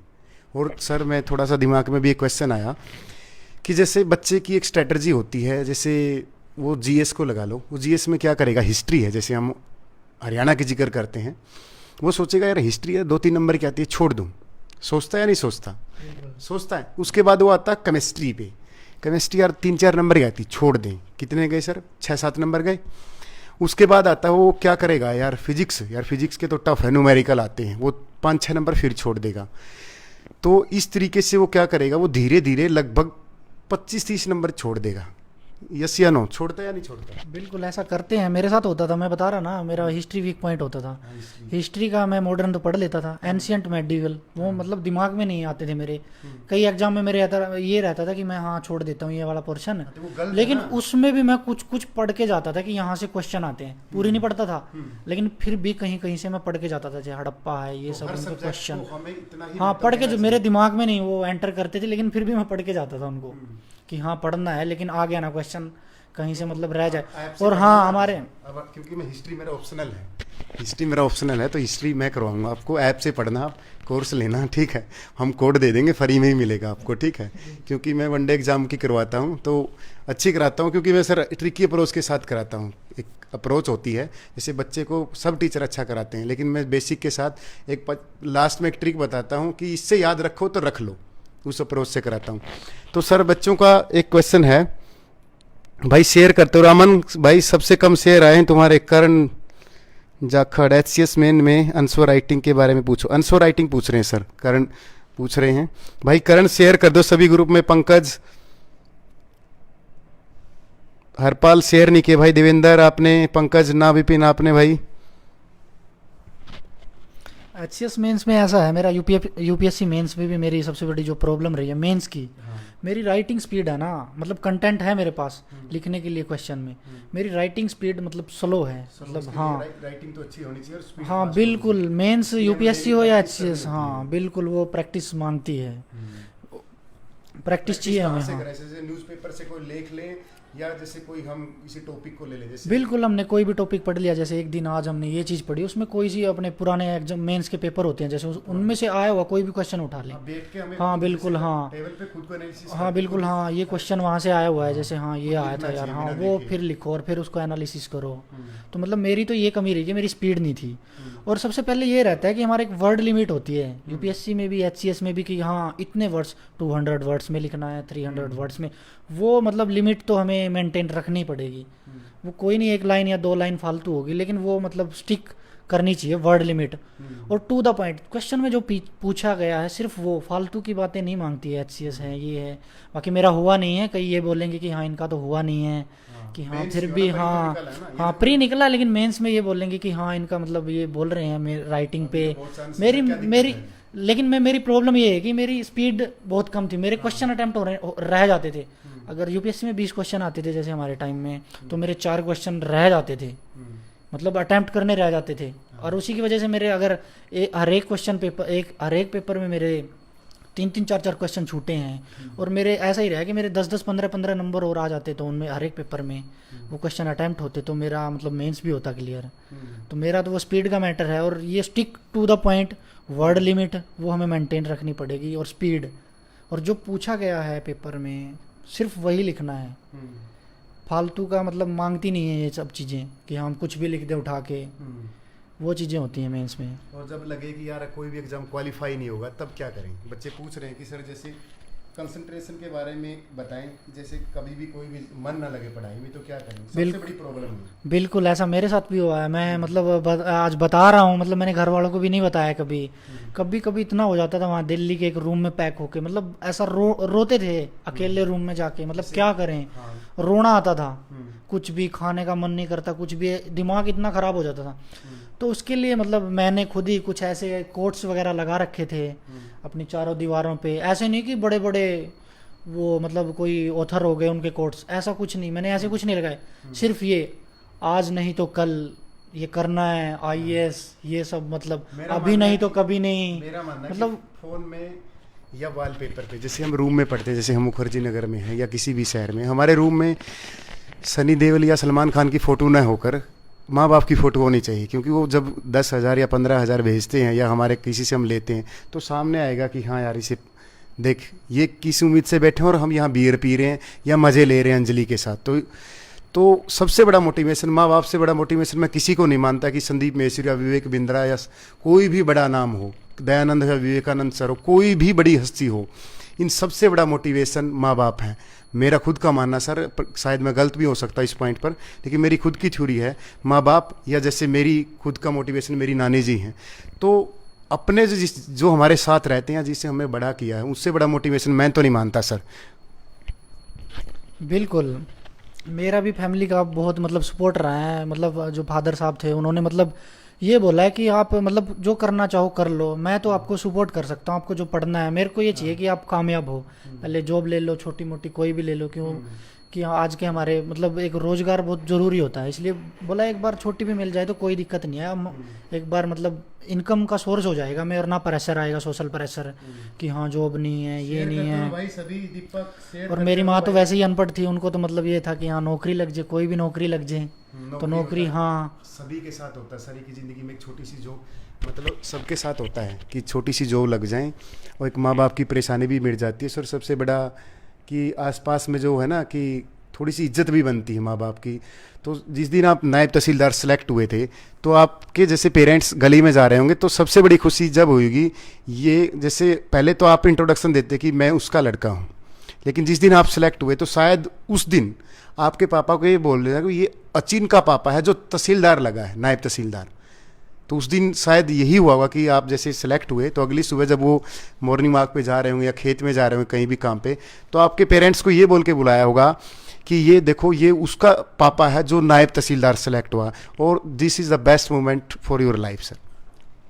ऐसा है, जब मैं नायब तहसीलदार सेलेक्ट हुआ, एक्चुअली जब मैं पटवारी था तब तो मेरे पापा थे, मतलब अब है नहीं है, मतलब एक्सपायर हो चुके हैं वो, तो मतलब वो देख नहीं पाए। जब मैं एचसीएस के मेरे मेंस एग्जाम चल रहे थे पंचकुला, मैं और मेरा एक दोस्त है जो अभी एचसीएस प्रॉपर एसडीएम भी सेलेक्ट हुआ है, तो मैं हाँ बिल्कुल अभी एचसीएस में सेलेक्ट हुआ है, अमित है पानीपत से, अमित खोखर। तो वो मैं मतलब वो हमारी तरह गरीब फैमिली से है बिल्कुल, वो हाँ वो वीएलडी लगे हुए थे पहले ही, वीएलडी डॉक्टर, और उन्होंने भी यूपीएससी का इंटरव्यू भी दिया हुआ है। दूर कर दो कि हम भी आईएएस या पीसीएस बन सकते हैं। बिल्कुल, वो बंदा मतलब उसने हिंदी मीडियम है, वो हिंदी मीडियम, बिल्कुल हाँ उसने, और उसके ताऊ की लड़की है वो भी आईपीएस लगी हुई है, और वो उससे छोटी है, वो उसके बाद तैयारी करने लगी थी, और वो मतलब उसने इंटरव्यू दिया, वो सेलेक्ट नहीं हुआ। और भी उसके फैमिली में भी दिक्कत आई, फैमिली प्रॉब्लम मैं जानता हूँ, मैं सबके साथ तो कैसे शेयर कर सकता हूँ। और वो VLD था ही, वो नौकरी करता रहा अपना, छोटी मोटी जॉब साथ में तैयारी करता रहा। प्राइवेट जॉब करता है, जैसे जैसे मेरे पास खूब इंक्वायरी आती है सर, जैसे कि ऐप कब आ रही है, कि आपकी स्टडी मंत्र ऐप कब आ रही है सर, हम जॉब करते हैं, प्राइवेट जॉब वाले हैं, कैसे तैयारी करें। तो सर उसको मेंटेन कैसे करें, जैसे दिन भर सारा काम करते हैं, क्योंकि आप भी जॉब करते थे और आपने तैयारी की, तो उसको कैसे मेंटेन करेंगे बच्चे। आऊँगा मैं आपकी इस बात पे ही, पहले वो अपनी बात अधूरी रह गई थी। तो वो मतलब वो बंदा रेगुलर उसने पढ़ाई नहीं छोड़ी, मतलब 1 घंटा मिला 2 घंटे मिला तब तक वो पढ़ता रहा, पढ़ लेता था, टाइम मिला हाँ पढ़ लिया, जब भी टाइम मिलता उसने स्टडी नहीं छोड़ी। तो मैं उस दिन हमारे दोनों के एग्ज़ाम भी एक ही स्कूल में थे, पंचकुला, हम दोनों जाते सुबह निकलते, मोबाइल वगैरह रूम पे छोड़ के जाते होटल में। तो उस दिन हमारा मतलब देखता तो था ही मैं रोज़ आके मोबाइल कि हाँ आज आया यार, रिजल्ट आया, आने वाला है, तहसीलदार का रिजल्ट आने वाला है। तो उस दिन हाँ एक्साइटमेंट, सुबह का भी पेपर था हमारा, शाम को भी पेपर होता उसी दिन, तो हम वहीं रहते। तो जैसे ही मैं शाम को आया रूम पे, सबसे पहले मैं मोबाइल चेक करता। मैंने मोबाइल देखा, मेरे फ़ोन में मतलब 50-60 मिस कॉल आई हुई। तभी मेरे को मिस कॉल देखते ही हो गया हाँ रिजल्ट आया, लेकिन एक्चुअली हाँ, तो मेरे को ये था हाँ रिजल्ट आ गया, लेकिन मेरे को ये नहीं पता था मेरा सिलेक्शन हुआ है कि नहीं हुआ है। और एक्चुअली जो मेरा रोल नंबर आया था, एक ईमेल आईडी पे भी आ जाता आजकल, और एक घर पे आया हुआ था, मेरे चाचा के लड़के के पास वो मेरा रखा हुआ था रोल नंबर, जो बाई पोस्ट आया था। उन्होंने देख लिया वो कि हाँ इसका रिजल्ट सिलेक्शन हो गया, तो घर वालों को तो खुशी थी, उन्होंने फ़ोन कर रखे। मैंने शाम को आते ही देखा हाँ 50 मिस कॉल। सबसे पहले मतलब तो उस टाइम मेरे को मेरे पापा याद आए, अब थे नहीं वो उस टाइम, वो दुनिया में है नहीं, वो एक्सपायर हो गए थे, बीमार थे। तो मतलब सबसे पहले वो रोना भी आया थोड़ा, बिल्कुल। मेरे को ये था कि मैं मतलब मेरे दिमाग में ये निकला कि हाँ मैं पापा आज आपसे मतलब बड़ा ऑफिसर बन गया। बड़ा ऑफिसर है, बिल्कुल हाँ, मतलब वो था कि मैं चाहे एक बार ये हो गया कि मैं पटवारी था, कई बार बोल देते थे तू पढ़ता नहीं है, तू पटवारी ना रह जाए, मतलब मजाक में से, तू मेरे को ऐसा लगता है कि तू पटवारी ना रह जाए। पेरेंट्स के लिए वहाँ तो बिल्कुल सबसे पहले मेरे हाँ मेरे को मेरे फादर साहब मतलब याद आए उस टाइम कि हाँ यही कि मैं पापा आपसे बड़ा ऑफिसर बन गया। बिल्कुल भी आज पेरेंट्स के नाम से ही जानते हैं कि हाँ देखो इसका लड़का नायब तहसीलदार है। तो उसके बाद मैंने सबसे पहले मेरी माँ को फ़ोन करा कि माँ मैं तहसीलदार बन गया। वो बोले हाँ बेटा आपको बहुत बहुत बधाई हो, हमें तो पहले ही पता चल गया था, बस तेरा ही वेट था। फिर मैंने बारी बारी सबको जिसके भी कॉल आए हुए थे मेरे पास, ऐड है नंबर ना है, सबको बैक कॉल करी। हाँ उन्होंने मतलब बिल्कुल हाँ एक्साइटमेंट होती है ना, सारी रात नींद नहीं आती। हाँ बिल्कुल, मतलब जो बंदे मतलब वेट में थे उन्होंने बधाई देने के लिए मतलब कांग्रेट करने के लिए हमारे पास कॉल करा, तो मैंने सबको कॉल करी। बिल्कुल उस टाइम मतलब एक रोना भी आया कि मेरे फादर थे नहीं ना उस टाइम, तो उनको मिस कर रहा था उस टाइम। और जो मेरा दोस्त अमित बोल रहा हूँ मैं, वो अभी SDM बना है, तो वो भी बोलता है आचिन कोई बात नहीं, तो अब HCS भी हमारा तैयारी कर ले। मैं कोई नहीं यार थोड़ा सा बात कर लूँ। हाँ पोस्ट अभी आएंगी। हाँ तो वो भी एक्चुअली मैंने उस दिन के बाद HCS के मेंस दे के उस दिन के बाद सिलेक्शन होने के बाद मैंने आज तक एक भी बुक नहीं उठा के देखी है। मेरे को ये है जब नोटिफिकेशन आएगा तब पढ़ूंगा। मतलब वो 4-5 साल UPSC के चक्कर में ये तैयारी वो तैयारी, मतलब माइंड, तो वो माइंड में ऐसा हो गया कि प्रेशर भी आ जाता है पढ़ने के बाद 4-5 साल रेगुलर, हाँ ये प्रेशर वो प्रेशर। और बच्चे हाँ मोटिवेशन की बात थी, इसी बात पे मोटिवेशन, तो ये था कि कभी कभार हम मोटिवेशनल वीडियो होती हैं यूट्यूब पे, कोई भी मोटिवेशनल वीडियो बहुत होती हैं। जब मूड खराब होता है रोना आता था ना, तब यही होता था कि मोटिवेशनल वीडियो हाँ बहुत सारी मिल जाती थी, वो देखता था मैं बहुत। मेरा खुद का मानना है सर, मैं रिपीट भी करता हूँ कि दुनिया में सबसे बड़ा मोटिवेशन हम खुद हैं या हमारे पेरेंट्स हैं, और पेरेंट्स से बड़ा मोटिवेशन कोई नहीं, ना वो संदीप महेश्वरी, ना वो दयानंद जी, ना वो विवेकानंद जी। बस उनकी बातें हैं जो हमें अप्लाई करनी ज़िंदगी में। लेकिन जब भी हम मोटिवेशन लगे तो वो हमारे माँ बाप हैं, जब वो फटे हुए कपड़े में जब दिखते हैं कि हाँ यार इनकी इज्जत है, इनकी मतलब इनके लिए कुछ है, इनकी आंखों में कुछ सपने हैं, तो दुनिया में सबसे ज़्यादा मोटिवेशन वो होते हैं जो हमारे लिए कर रहे होते हैं। मेरा तो मानना यही सर, बाकी परसेप्शन है कि मैं शायद गलत भी हो सकता हूँ। हाँ वो तो अलग अलग मोटिवेशन, मम्मी है पापा हैं, तो जो हमें मतलब जिनके संरक्षण में हम रहे हैं, वो कोई भी हो, इवन चाहे हमारे पेरेंट्स माँ बाप भी ना हो, कुछ भी फैमिली हो, चाहे हम किसी अनाथ आश्रम में रहते हों, जिसके संरक्षण में हम पले बड़े हैं, अगर वो उस बंदे की तरफ हम देखते हैं तो बेस्ट मोटिवेशन मुझे तो वो लगता है सर। बिल्कुल माँ बाप का तो रहता ही है। मैं हमेशा मेरे पापा को मतलब याद, अब मतलब मेरे पापा को तो मैं मतलब जब से मतलब अब एक्सपायर हो गए हैं उस टाइम से मेरे को मतलब ज़्यादा फील होती है। पहले भी मैं ठीक है पापा से बहुत कम बात करता था, मम्मी से ही करता था। तो पापा से मतलब वो गुस्से टाइप, हाँ ये है वो, पापा से ही होता था कभी कभार, हाँ ठीक है वो है, बस इतनी 2-4 मिनट बाद होती, ज़्यादा होती नहीं थी। लेकिन जब से मतलब वो चले गए हैं ना उस टाइम से तो मतलब मैं इतना मिस करता हूँ उनको। क्यों, एक ये हो गया कि हाँ उनको अगर आवाज़ होते ना मतलब कितना खुश होते। मैं वही सर, आपके अच्छे काम इसी उसको, इसी चीज़ का मेरे को ये है बस। आपके अच्छे काम अंकल जी की आत्मा को शांति देंगे। हाँ आप बिल्कुल। ईमानदारी से जॉब करिए, वो तो आपको कभी मतलब लगेगा कि आपको अच्छा ही फील होगा जब आप अच्छा जॉब करेंगे। एक आप ऑफिसर हो और जनता भी हमसे या आपसे उम्मीद करेगी यार जिस भी जॉब पर आप हो अच्छा करो, तो उसकी आत्मा को शांति मिलेगी अंकल को। तो सर अगला क्वेश्चन है, भाई नितिन मैं मेरे बारे में अभी नहीं बताऊंगा, मेरा इंटरव्यू मैं दूंगा कभी 1-2 साल बाद दूंगा, अभी नहीं दूंगा मेरा इंटरव्यू। हाँ भाई नितिन शेयर कर दो भाई नितिन। हाँ हरियाणा पुलिस एसआई के बारे में पूछ रहे हैं सर, मैं बता देता हूँ। अभी तो दीपक आवाज़ सही आ रही होगी भाई। हरियाणा पुलिस एसआई या ग्रुप डी किसी भी लगा लो भाई, जीएस पे फोकस करो। और कोई भी सब्जेक्ट, जैसे हम कोई भी चीज़ सोच लेते हैं, जैसे मैथ है या कि मैथ तो 10-12 नंबर का आएगा, केमिस्ट्री 2-3 की आएगी, बायोलॉजी 4-5 की आएगी, हिस्ट्री को छोड़ देते कुछ नहीं आता, इकोनॉमिक्स के 2-3 क्वेश्चन आएंगे। ये जब एक एक 2-2 क्वेश्चन मिलते हैं तो ये लगभग 100 के पास पहुंच जाते हैं। तो इस चीज़ के भ्रम में मत रहो कि करंट अफेयर के 3-4 आते हैं, इस सब्जेक्ट को मैं छोड़ दूं। किसी भी सब्जेक्ट को छोड़ने से काम नहीं चलेगा, क्योंकि कोई भी सब्जेक्ट क्या पता कब तुरुप का इक्का साबित हो जाए। क्योंकि सर मैंने साइंस वीएलडी के लिए पढ़ी थी 2007-8 में, मेरा रैंक आया था 48 रैंक और फिर आया था 53 रैंक। तो मतलब 3-4 बार मैंने खूब तैयारी की। वो साइंस मैंने लगभग सर आप झूठ मानोगे 100 बार वो ना डार्क कर करके पढ़ रखी थी। और वो साइंस मैंने अब काम आ रही है मेरी धीरे धीरे, जब मैंने 2014 से तैयारी शुरू की थी। कितने साल बाद सर आप आइडिया लगा लो, 7-8 साल बाद। तो कोई भी सब्जेक्ट को इग्नोर नहीं करना चाहिए कि मैं इस सब्जेक्ट को इग्नोर कर दूं, ये काम नहीं आएगा। क्योंकि मैंने एक माइकल फ्लेक्स की स्टोरी पढ़ी थी कि जब उसकी वो टूटी ना, उसकी हाथ टूट गया था, तो स्विमिंग के लिए उसको मना कर दिया गया था कि ये स्विमिंग नहीं कर सकता। तो उसने स्विमिंग एक पैर से शुरू की थी सर। और जब उसका वो 7वां गोल्ड था, वो 8वां गोल्ड था लास्ट वाला, तो उसने खुद अपने इंटरव्यू में कहा था जो मेरा गोल्ड था ना वो इसकी वजह से आया था, इस टांग की वजह से। क्योंकि मैंने बुरे वक्त में, जैसे वो बुरा वक्त था, हाथ से वो नहीं स्विमिंग कर पा रहा था, तो बुरे वक्त में मैंने एक नई चीज़ तैयार की। तो इसी तरीके से जैसे हमारे कोई भी सब्जेक्ट, जैसे हमारे जैसे मैथ समझ में नहीं आता, तो सर धीरे धीरे हमें टाइम देना चाहिए उस सब्जेक्ट को। वैसे तो जैसे कोई भी सब्जेक्ट हो डिफ़िकल्ट तो सभी को लगता है जब हमको तैयारी शुरू करते हैं। तो बच्चों को किस तरीके से, जैसे उसका पढ़ाई में मन ना लगे या सब्जेक्ट टफ लगे, तो उसको कैसे उसको मेंटली प्रिपेयर करना पड़े, खुद को कैसे प्रिपेयर करे वो। किसी भी सब्जेक्ट के लिए सुनील जी ये है कि हमें मतलब समझ नहीं आ रहा, जैसे मैं बता रहा हूँ मेरा अपना हिस्ट्री का, फिर भी पढ़ता मैं, पढ़ता फिर भी मैं समझ नहीं आता, मेरे दिमाग में नहीं जाती वो। मतलब पढ़ना तो पड़ेगा हमें, बार बार पढ़ना पड़ेगा वो चीज़ जो नहीं आ रही है। क्या चीज़ है जो हमें मजबूर करेगी, क्यों पढ़ेंगे? ऐसा है हर एक एग्जाम में वो बोलते हैं कि जैसे हाँ अब आजकल जैसे कट ऑफ जाती है, मान लो 75 चली गई किसी एग्जाम में, 80 चली गई, ठीक है। जैसे ही हम 70 क्रॉस करते हैं ना किसी भी एग्जाम में, 70 नॉर्मली आ जाते हैं आजकल एवरेज, किसी भी एग्जाम में 60-70 सबके आ जाते हैं। जो पढ़ता है नहीं पढ़ता है, ऐसा होता है कि हाँ एवरेज नंबर तो सबके आते हैं। कई ये बोलते हैं मैं तो पढ़ा भी नहीं, 60 मेरे भी आ गए, हाँ, और दूसरा पढ़ा उसके भी 60 आ गए। लेकिन वहाँ से अगर जो 70 से एक एक नंबर होता है ना, वही चीज़ें जो हमारा रिवीजन है, जो बच्चे छोड़ देते हैं कि हाँ ये छोड़ यार इसका एक क्वेश्चन आएगा तो छोड़ दे, वो चीज़ें फिर वो एक एक नंबर ऊपर लेके जाती हैं हमें कि हाँ ये, हाँ उसने ये चीज़ बार में पढ़ ली दोबारा कि हाँ ये छोड़ना चाहता लेकिन मैंने पढ़ लिया, उसी में से क्वेश्चन आ गया।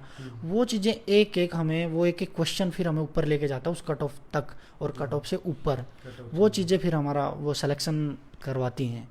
और वरना तो एवरेज जो पढ़ते हैं ना पढ़ते हैं बच्चे, उनका यही है कि हाँ 60 आगे मेरे भी आगे कहने वाले मिलते हैं, तूने क्या करा। हाँ लेकिन यही है कि हमें वो थोड़ा सा एफर्ट तो करने पड़ेंगे कि हाँ हमें एक एक नंबर चाहिए। मैं ऐप लेके आ रहा हूँ सर, उसके बारे में बताता हूँ। जैसे सर बच्चे को, मेरे साथ जो बच्चा जुड़ेगा मैं उससे मेहनत कराऊंगा सर, या तो वो भाग जाएगा, मतलब क्योंकि मैं जो मेरी ऐप आ रही है उस पर मैं एक सिस्टमेटिक तरीके से कर रहा हूँ कि घर का नंबर भी लूँगा मैं जिस भी बच्चे का एडमिशन होगा। और बच्चे के साथ ये होगा कि वो, जैसे हम कोई भी टॉपिक लें, जैसे हमने हड़प्पा सिविलाइजेशन करवा दी, बच्चे को बता दिया कि ये इस तरीके से हमने 2 घंटे में या 3 घंटे में हड़प्पा सभ्यता करवा दी। हम अगले शाम को इवनिंग में, जैसे हमने सुबह हड़प्पा सभ्यता करवाई है, तो हम शाम को क्या करेंगे, उसी को, वो ऐप पे तो टॉपिक हो गया, फिर हम उसके ऑब्जेक्टिव लेके आया करेंगे सर 2 घंटे के, जितने भी उसके बनते हैं। जैसे उसके 300 क्वेश्चन बन के हड़प्पा सिविलाइजेशन के, उस 300 क्वेश्चन को मैं अपने यूट्यूब चैनल पे कराऊंगा स्टडी मंत्रा पे। और स्टडी मंत्रा का भाई मैं लिंक डाल दूंगा कमेंट में, उसको सब्सक्राइब भी कर लेना, क्योंकि अभी तक कोई भी वीडियो नहीं आई। जिस दिन भी वीडियो आएगी एक धांसू टाइप में आएगी, क्योंकि हम किसी भी चीज़ का लेवल एक वो नहीं रखना चाहते कि हाँ तैयार, छोटा सा मैटर तैयार किया और आ गए। और लगेगा 1 हफ्ता आसपास लगेगा यूट्यूब पे शुरू करने से, ठीक है। तो आप हमारे साथ जुड़ सकते हैं कि हम एक अच्छी टीम के साथ आएंगे, कि भरोसा कर सकते हो आप हमारे ऊपर कि हम आपको बेस्ट देंगे, बेस्ट से बेस्ट देने की कोशिश करेंगे, क्योंकि मैं बार बार बोलता हूँ हर टीचर बेस्ट होता है। तो हमारे साथ अगर आप इंटरेस्टेड हो जुड़ने से, तो स्टडी मंत्रा हम लिंक भी डाल देंगे, चैनल सर्च भी कर लेना। हमारा टेलीग्राम चैनल भी है जिस पे हम PDF खूब अपलोड करते हैं बच्चों के लिए। और सर मैं कोई फीस भी नहीं लेता, पिछले 1 साल से मैं इतनी पोस्ट कर चुका हूँ सर, मुझे खुद को याद नहीं है, लगभग आप झूठ मानोगे 1000 बुक पोस्ट कर चुका हूँ मैं। हाँ सर, कोई भी बच्चा अगर आप जुड़ा हो मेरे पेज से, जो मेरा ऑफिशियल पेज है मेरे नाम से, 1000 अगर उसके नोट्स कैलकुलेट करें ना, कैलकुलेट करें, हाँ, तो दिन में सर इतने अपलोड होते हैं। कोई बच्चा UPSC से लेकर, जैसे ग्रुप D से लेकर UPSC की तैयारी कर सकता हूँ उनके पास सर, क्योंकि मैं खुद तो पढ़ नहीं पाता कि अगर मैं खुद के मुंह मीठू बनूँ कि मैं उनको खूब पढ़ता हूँ, मैं कभी नहीं, कभी कभार अच्छे नोट्स लगते तो उनको मैं पढ़ लेता हूँ। तो मेरी टीम है सर, मैंने 6 मतलब लगभग जितेंद्र है, कविता है, सुखविंदर है, सुखविंदर सबसे ज़्यादा नोट्स अपलोड करता है, सुनील है सर, सुनील चौधरी है, सुनील मध्य प्रदेश से है, इवन असम तक के बच्चे जोड़ रखे हैं जो मेरे से, जो मेरी टीम में काम करते हैं सिर्फ। और ये बताऊं सर, आपको खुशी होगी, वो सर बिना फ्री ऑफ कॉस्ट करते हैं, मतलब मुझसे पैसे नहीं लेते। मैं देखता हूँ। तो एक बहुत बड़ी बात होती है सर कि बिना मेहनत, क्योंकि मैं भी किसी बच्चे से पैसे नहीं लेता सर। अब कोई बच्चा बोलेगी कि सर आपकी तो ब्रांडिंग हो रही नाम की, तो ब्रांडिंग मैंने नहीं की सर, मैंने मेहनत की है, 7-8 साल पढ़ाया है, तो अपने आप बन जाती कि सर कि हाँ कि आप अपने नाम की ब्रांडिंग कर रहे हो। और दूसरी बात सर, हम कोर्स में है ना इतने सस्ते कोर्स लेके आएंगे कि जैसे बच्चे को 6000 फीस भरने की ज़रूरत नहीं पड़ेगी। अगर वो बच्चा लगेगा कि जैसे उसको GS पढ़नी है, तो GS की फ़ीस सर 2-2.5 हज़ार मैक्सिमम होगी, कि वो जैसे स्टडी मंत्रा पे किसी भी कोर्स को पढ़ेगा, कि साइंस सर्च करेगा, हिस्ट्री पढ़ेगा, तो उसको अलग से मिलेगी कि मुझे हिस्ट्री पढ़नी है सुनील सर की, मुझे साइंस पढ़नी है सुनील सर की, हरियाणा जी के पढ़नी है, क्योंकि मैं सर साइंस, हिस्ट्री और हरियाणा जी के पढ़ाता हूँ। ये मेरे 3 सब्जेक्ट हैं। साइंस में मैं फिजिक्स, केमिस्ट्री, बायो तीनों कराता हूँ पिछले 5-6 साल से। तो और टेस्ट सीरीज शुरू की थी सर हमने अभी एक, और टेस्ट सीरीज का रिस्पॉन्स बता दो भाई सर का, क्योंकि सर यहाँ जाने के बाद हमारे कमेंट पढ़ेंगे, तो आप सच सच बताओ कि हमारे जो टेस्ट सीरीज है वो कितने अच्छे लगे आपको, क्योंकि हमारी टीम ने तैयार किए थे और हमारी टीम की खूब मेहनत भी है। कि आप बताओ कि हमारी टेस्ट सीरीज कैसी लगी, क्योंकि मेरी टीम की मेहनत, वो हमारी टीम भी पढ़ेगी कि हमारी टेस्ट सीरीज कैसी थी। क्योंकि किसी भी बंदे को सर, जैसे हम मेहनत करते हैं, अगर उसको अप्रिशिएट मिलता है, जैसे आपने मेहनत की, आप नए तहसीलदार लगे, आपको कोई बंदा पूछे कि, तो आपको खुशी होती होगी इस चीज़ की। तो आप भी बताओ भाई कमेंट में, जैसे हमारी टेस्ट सीरीज़ कैसी लगी, क्योंकि अभी मैं CGL की भी पोस्ट करूँगा, CGL की भी बनाई हमने। और हरियाणा पुलिस का भी पेपर नहीं होगा मुकेश भाई, 2-3 महीने तैयारी करो मन लगा के। और सर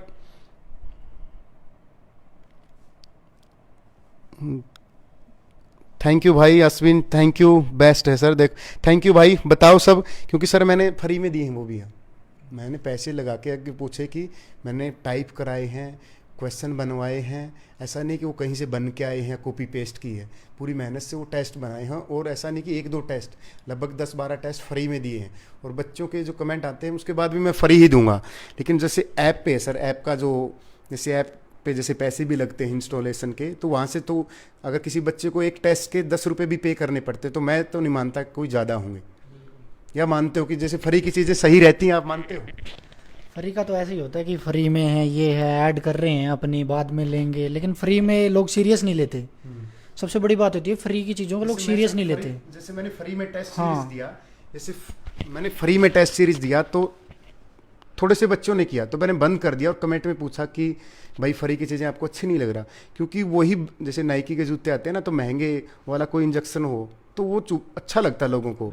तो मैं गुस्सा हो गया, लेकिन उसके बाद बच्चों ने खूब किए, लगभग 2-3 हज़ार बच्चे, 3,000 बच्चे मेरी टेस्ट सीरीज लगा रहे हैं। ये एक शुरुआत है हमारी।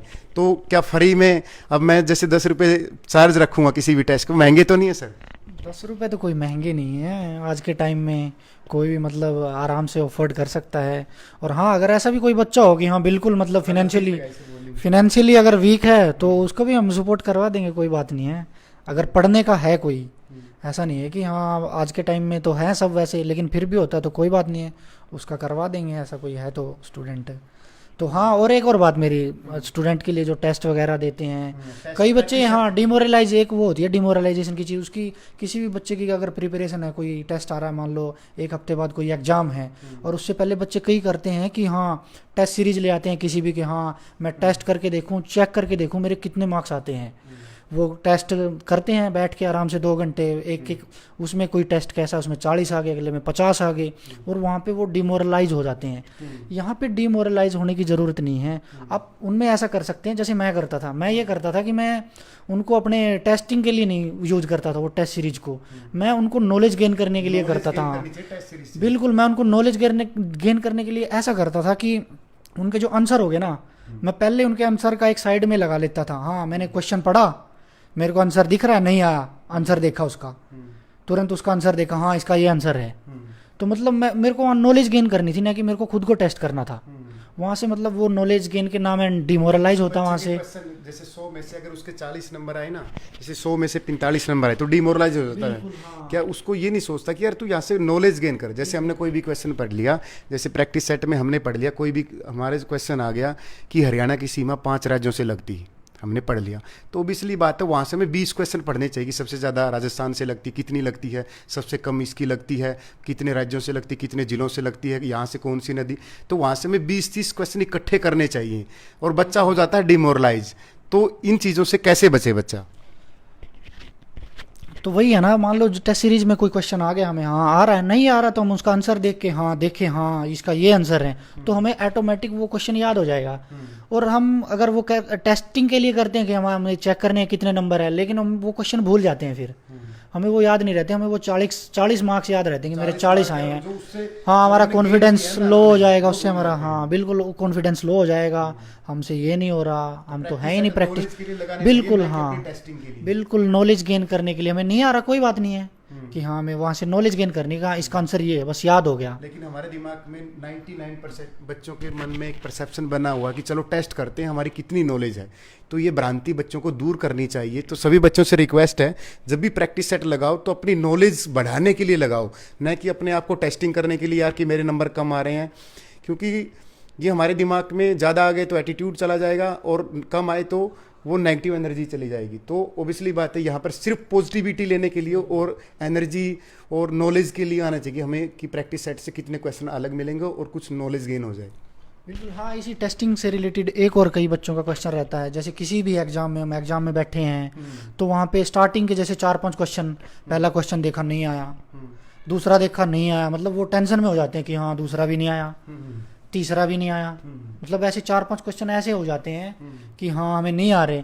कई बार ये होता है अलग अलग कोड होते हैं, हमें वो क्वेश्चन है ना एक कोड में हमें वो कई बार वो स्टार्टिंग में मिल जाते हैं, वो टफ क्वेश्चन मान लो, कि हाँ वो टफ क्वेश्चन है, हमारे कोड में वो सबसे पहले आ गए। एक सर टफ क्वेश्चन से मेरे दिमाग में आया, मैंने भी खूब एग्जाम दिए सर, बहुत नहीं हुए तो नहीं हुए, क्योंकि हर कोई एग्जाम थोड़ा क्वालिफाई होता है। तो जब भी कोई भी टफ क्वेश्चन आए तो दिमाग में एक ही बात आनी चाहिए, अगर मुझे नहीं आता तो किसी को नहीं आता। ये दिमाग में हमारे एक सेटअप होना चाहिए, तभी जैसे हमने कोई क्वेश्चन नंबर 20 आ गया, हमने ये लगा कि ये नहीं आ रहा, तो दिमाग में एक ही क्वेश्चन आना चाहिए, सेटअप है, मेरा खुद का सेटअप है सर, पॉजिटिव एनर्जी।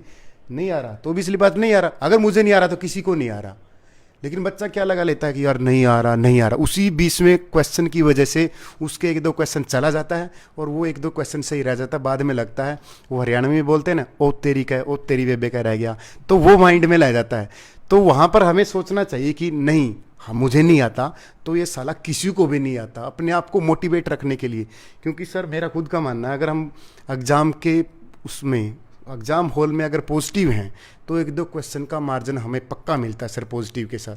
अगर हम नेगेटिव हैं थोड़ी सी हमारे, क्योंकि एग्ज़ाम हॉल से बाहर ये रहता है अगर यार कुछ नहीं आता, ऐसा दिमाग में आपके साथ भी होता है या नहीं होता?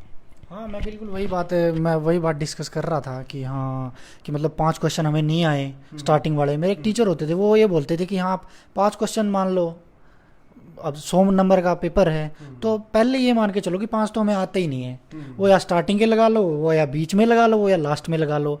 किसी के एग्जाम में वो किसी के कोड में पहले स्टार्टिंग में आ जाते हैं, वो स्टार्टिंग में, किसी के बीच में आ जाते हैं, किसी के बाद में आते हैं। तो हमें वहाँ से मतलब कॉन्फिडेंस लूज नहीं करना चाहिए कि हाँ मेरे से तो लगातार 5 क्वेश्चन नहीं आए मेरे को, तो मतलब वो मेंटली डिस्टर्ब नहीं होना चाहिए वहाँ पेपर में। कोई बात नहीं, पहला नहीं आ रहा छोड़ दो, दूसरा नहीं आ रहा छोड़ दो, मतलब अपना कॉन्फिडेंस पेपर में लूज मत करो। कोई बात नहीं है, हाँ 4-5 क्वेश्चन कोई बात नहीं है, वो मतलब माइंड में सेट, हाँ माइंड में सेट करके चलो पहले ही कि हाँ 5 क्वेश्चन नहीं है, कोई बात नहीं है, 100 तो नहीं है लेकिन हम 95 तो अटेम्प्ट करेंगे ही। और वो एक पॉजिटिवनेस के लिए होता है कि हाँ हमें 5 क्वेश्चन तो छोड़ने हैं, वहाँ से हम कॉन्फिडेंस लूज नहीं करते। तो यही है इसके लिए। दूसरा सर, आप सोशल मीडिया से बचते हो, फेसबुक, व्हाट्सएप, ट्विटर, जो है हेलो, जो भी इतनी ऐप आई है, मुझे तो अभी पता चला है क्योंकि सर मैं जब पढ़ाता हूँ, मुखर्जी नगर था, ट्रेनिंग करके आया हूँ, तो मुझे तो सर सोशल मीडिया का भी नहीं पता था। अब जब मतलब मैं अगर मैं सोशल मीडिया पे एक्टिव हो जाता तो आज मेरे 2-3 लाख फॉलोवर भी हो जाते, 2 लाख तो पक्के होते, क्योंकि सिर्फ 1 साल में मेरे 1 लाख चले गए हैं। मतलब सोशल मीडिया पे मेरे 1 लाख बच्चे जुड़ चुके हैं मुझसे। ये मेरा अहंकार नहीं है सर, ये मेरी टीम का काम है। मतलब जो मेरी टीम काम कर रही है, जो मेहनत कर रही है, मैं उसको सारा उन्हीं की मेहनत है सर, मेरी कुछ भी नहीं है। बस मैं तो उनको गाइड करता रहता हूँ कि बच्चों को ये प्रोवाइड कराओ, ये सही रहता है। और वो सर उनका फल उनको मिले भीगा, और मुझे भी मिल रहा है सर, क्योंकि मैं भी कुछ मेहनत कर रहा हूँ। तो सर सोशल मीडिया से दूर रहना चाहिए, क्योंकि सर मेरा खुद का भी अनुभव रहा है। हम जितना चल, हम तो बेले हैं, ड्यूटी कर रहे हैं तो सोशल मीडिया चला लेते हैं। जो बच्चे तैयारी कर रहे हैं, अंजलि के साथ सारा दिन, अंजलि रमेश के साथ सारा दिन हेलो हाय, पप्पू खाना खाया, मेला थोना बापू, इन चीज़ों से बचेंगे, क्योंकि कामयाब हैं तो अंजलि आपके साथ हैं, वरना वो भी किसी और के साथ है। मतलब क्योंकि सर मंजिल मिलती है ना, तभी आदमी के साथ सारी दुनिया आती है। जब इंटरव्यू शुरू हुआ तो मैंने आपको बोला था कि गरीबी विधवा होती है, गरीबी विधवा होती है, और बिना जॉब हम सब गरीबी हैं। और सफलता के अनेकों दामाद हैं, अनेकों रिश्तेदार हैं। यस या नो सर? मैं इसको पूरे स्ट्रिक्टली बोल रहा हूँ बच्चों के साथ। गरीबी हमेशा एक विधवा की तरह होती, कोई नहीं होता सर उसका, क्योंकि मैं भी उस माहौल में रहा हूँ सर। आज थोड़े से अच्छे कपड़े पहनते तो खुशी होती कि सर हाँ थोड़ा सा, क्योंकि सर जब बचपन में थे तो फील होता था कि हम भी कुछ, कब हमारा वो दिन आएंगे। तो मेरा बच्चों से सर, मतलब मैं हर बैच में गुस्से में बोलता हूँ, क्योंकि हम भी उन्हीं फैमिली से आए हैं। और जब वो सामने बैठे बच्चे तैयारी कर रहे होते हैं तो उनमें मैं अपना खुद का चेहरा देखता हूँ कि ये भी सपने लेकर आए हैं, मुखर्जी नगर में तैयारी कर रहे हैं कि अब पढ़ लो पढ़ लो, लेकिन कहीं ना कहीं वो डाइवर्ट हो जाते हैं किसी अंजलि के केस में, या बियर पीते हैं, या कुछ गंदे बच्चों की संगति में आ जाते हैं। तो स्पेशली एडवाइस उन बच्चों के लिए बोलो सर, क्योंकि मैं क्लास में पूरा हाइपर हो जाता हूँ उस चीज़ में लेकर। किसी बच्चे को फील भी होता है, लेकिन वो बाद में बोलता है कि सर आप सही बोल रहे हो। क्योंकि सर हम जब कैरियर में आगे चले जाते हैं 28-29 की एज में या 30 की एज में, जब 27 यूपीएससी ही बचता है या पीसीएस ही बचता है 30 प्लस के बाद, और कोई जॉब तो बचती नहीं, तब उसको फील होता है जब वो किसी और के साथ चली जाती है। क्योंकि ये सर चीज़ें बाद की होती हैं, कामयाबी के बाद इन चीज़ों का मज़ा आता है। तो इसके बारे में क्या कहेंगे सर? ये सबसे बड़ा रीज़न है आज के टाइम का। जो आजकल बच्चे हैं ना, उनको पता ही नहीं चलता, क्योंकि वो अपने आप में खोए रहते हैं कि यार मैं दुनिया से यूनिक हूँ, और जो मेरे साथ जुड़ी है या मेरे साथ जुड़ा वो यूनिक है। लेकिन बाद में पता चल जाता है ये आडंबर है। दुनिया की जो अपनी रियल की जो लाइफ है ना, उसकी सच्चाई तो कुछ और ही है। तो उसके बारे में क्या करेंगे? क्योंकि लास्ट ही क्वेश्चन मेरा। ऐसी सिचुएशन में सुनील जी ये रहता है कि हमारा फ्रेंड सर्कल कितना, मतलब वो बहुत इंपॉर्टेंस होती है फ्रेंड सर्कल की। तो मेरे केस में भी मेरा फ्रेंड सर्कल था ना, जो मतलब मेरे फ्रेंड्स मैं मानता हूँ, मतलब जो जब मैं तैयारी करने लगा उसमें मतलब बहुत ही अच्छा। हमारे ये बोलते हैं कि मतलब कोई मान लो कोई बच्चा गलत है, अच्छा नहीं है, एक बंदा बोलेगा कि हाँ यार ये गलत नहीं है, 2 बोलेंगे 3 बोलेंगे। अगर उस बंदे के बारे में, फ्रेंड के बारे में कोई मतलब बहुत ज़्यादा बोल रहे हैं कि हाँ यार ये अच्छा नहीं है, तो मतलब उस बंदे में कुछ ना कुछ तो गलती है। तो ऐसे उससे फ्रेंड सर्कल से हमें अवॉइड भी करना चाहिए। मेरे साथ भी ऐसा हुआ है, मेरे मतलब ऐसे थे मेरे कई, हाँ। तो मतलब मैंने वो फ्रेंड सर्कल जो मतलब बोलते हैं सब भाई ये इनसे दूर रहो, मैं उनको अवॉइड किया। और जो मतलब ऐसे थे तैयारी करने वाले, मैं उनसे जुड़ा। मतलब वो अपने मतलब के लिए लगा लो, एक तो ये भी होता है ना, हमें मतलब है यार, हमें भी कुछ करना है, अच्छा पढ़ने वाला स्टूडेंट है यार, मतलब के लिए जुड़ लो। तो मतलब ऐसे बच्चों से जुड़ो जो पढ़ने वाले अच्छे, हाँ मतलब के लिए बना लो। तुम्हें मतलब मान लो यार पढ़ना है, तुम्हें उससे कुछ हेल्प मिल जाएगी। हाँ जैसे आपने कहा कि पढ़ने वाले बच्चों से जुड़ो, 10वीं 10th क्लास का चैप्टर नंबर 13 होता है सर, 13 हमारे टाइम में, आपके टाइम में। अब तो एनसीईआरटी भी चेंज होगी, चैप्टर अलग अलग हो गए, मतलब आगे पीछे हो गए। 10वीं के क्लास में एक चैप्टर आता है हेरिडिटी एंड डेवलपमेंट, आनुवांशिकता और विकास, आपने याद हो, ध्यान हो। तो उसमें आनुवांशिकता और विकास में एक लाइन बोलता है जे मेंडल, जो आदमी का जो करेक्टर होता है, जो आदमी का करेक्टर बनता है, चरित्र, जैसे हम आप बैठे हैं, एक चरित्र ही सब कुछ होता है लाइफ में। चरित्र ये नहीं होता कि आप किसी लड़की के साथ हो, चरित्र का मतलब होता है आपकी सोच, आप अपनी लाइफ के बारे में क्या सोचते हो, अपने इन्वायरमेंट के बारे में क्या सोचते हो, और अपनी सक्सेस के बारे में क्या सोचते हो, अपने परिवार के बारे में, वो चरित्र होता है। तो चरित्र की जो डेफिनेशन दी है ना, वो चरित्र इक्विवेलेंट दिया है आनुवांशिकता मल्टीप्लिकेशन इन्वायरमेंट, पर्यावरण। किसके बराबर दिया सर? आनुवांशिकता मल्टीप्लिकेशन पर्यावरण। अगर पर्यावरण कौन हो गया? हमारे आसपास रहने वाला हमारा फ्रेंड सर्कल। अगर पर्यावरण मल्टीप्लिकेशन में है, अगर वो खराब है तो जीरो कर देगा। अगर पर्यावरण जीरो है तो चरित्र किसको कर देगा? जीरो कर देगा। आनुवांशिकता मल्टीप्लिकेशन पर्यावरण है सर, वो हेरिडिटी मल्टीप्लिकेशन इन्वायरमेंट। अगर इन्वायरमेंट हमारे पास सराउंडिंग जीरो है तो चरित्र जीरो कर देगा। जो हमारी सोच है वो हमारी क्या कर देगा? जीरो कर देगा। तो अवॉइड करना चाहिए कि एक अच्छे माहौल में रहना चाहिए, तब हम पॉजिटिव रह सकते हैं। क्योंकि नेगेटिव लोग तो क्या करेंगे, तू ये नहीं कर सकता, तू ये नहीं कर सकता, बियर पिला देंगे, गलत संगति कर देंगे, तो उन चीज़ों से बचो।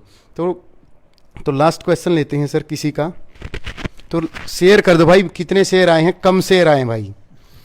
अगर 181 आए हैं सर, बहुत कम हुए हैं भाई, सर बोल रहे हैं बहुत कम हुए हैं, तो भाई दोबारा नहीं लाइव लेके आऊँगा किसी को भी, ठीक है। अमन, बहुत कम शेयर हुए हैं भाई। एंड लास्ट एसएससी स्ट्रेटजी, जय भगवान भाई। एचएससी की तो सर मैं सारा दिन शेयर करता रहता हूँ। अभी क्वेश्चन पूछते हैं भाई। स्टडी मंत्रा चैनल सब्सक्राइब कर दो, सारा दिन वहीं मिलूंगा लाइव, कभी क्वेश्चन करवाऊंगा, कभी सिलेबस होगा, तो सारा दिन वहीं बिजी रहेंगे। तो चैनल का लिंक डाल दे भाई जितेंद्र ऊपर, ताकि बच्चे हमसे जुड़ जाएं यूट्यूब पर। क्योंकि सर मैं इसके बाद फेसबुक पर बहुत कम लाइव आया करेंगे, क्योंकि सारा दिन यूट्यूब पर पढ़ाना होगा, कोर्स भी मतलब शूट करने हैं, जॉब भी है। तो हाँ, सीपीयू और सीजीएल के बारे में भाई, सीजीएल और सीपीयू के बारे में अगर आपको नॉलेज हो तो सर थोड़ा बहुत बच्चे मांग रहे हैं सीजीएल, क्योंकि सीजीएल सीपीयू में मेंस मैथ और इंग्लिश होते हैं, जीएस पे कोई फोकस नहीं करता, लेकिन करना चाहिए क्योंकि परी में वो मायने रखता है। तो भाई आदित्य दहिया भाई, हरियाणा पुलिस की भाई बुक शेयर कर दी, क्योंकि लाइव सेशन बहुत लंबा चल गया भाई, सर हमें भी नहीं पता चला, 1.5 घंटे का चल गया। तो भाई हमसे लगातार जुड़े रहने के लिए, वो बोलते हैं ना सर, मुझे बोलना नहीं आता, कि लगातार जुड़े रहने के लिए स्टडी मंत्रा सब्सक्राइब करें। धीरे धीरे सीखूंगा सर, क्योंकि मेरा पहला खुद का ऑफिशियल है। तो भाई स्टडी मंत्रा ऐप इंस्टॉल करेंगे, 25 या 26 तारीख को मैं लाइव आके बोलूँगा इसी तरीके से। और स्टडी मंत्रा ऊपर लिंक भी मिलेगा, चैनल में सब्सक्राइब कर लेना। और जो ऑफिशियल पेज से आप जुड़े ही रहे हैं, सारी जानकारी इस ऑफिशियल पेज पर होगी, लेकिन वो जो क्लास होंगी वो स्टडी मंत्रा यूट्यूब पर होंगी। तो आप या तो सर्च कर लें, या यहाँ पर लिंक भी डाल देगा जितेंद्र। तो सभी का धन्यवाद। हमसे इतने लंबे पहली बार सर इतने बच्चे जुड़े हैं कि मज़ा आ गया इतने सेशन में। तो सभी बच्चों का भाई थैंक यू। आप अप्रिशिएट करते हैं किसी भी चीज़ को, तो एक मोटिवेशन मिलता है ज़िंदगी में आगे बढ़ने का। क्योंकि किसी भी टीचर की या किसी भी इंस्टीट्यूशन की जो कोई जान होती है, उससे जुड़े वो जो एम्प्लॉयज़ होते हैं सर, तो मेरे साथ जो जुड़े हैं वो मेरे बच्चे हैं सर, मेरे स्टूडेंट हैं, मेरे भाई हैं, या मेरे से कोई सीनियर भी होगा, कोई आईएएस की तैयारी कर रहा होगा, तो मैं भी उनसे उनके मैसेज आते हैं, मुझे भी मोटिवेशन मिलता है। सभी बच्चों का भाई थैंक यू। खुश रहें। और क्योंकि एक खुश रहने की बात बताता हूँ, जब भी हम खुश होते हैं तो बॉडी एक एड्रेनलिन ग्लैंड्स होती है, वो हार्मोन छोड़ती है, फाइट एंड फ्लाइट जो होता है ना, तो वो दिमाग को एक्टिवेट रखती है। जो न्यूरॉन्स इस तरीके से ब्रेन होता है ना, जो हमें इस तरीके से बनाया गया है, इस तरीके से वो जो स्ट्रेन होता है वो खुलता है खुश रहने से। तो खुश रहें हमेशा। सभी को धन्यवाद। जय हिंद, जय भारत।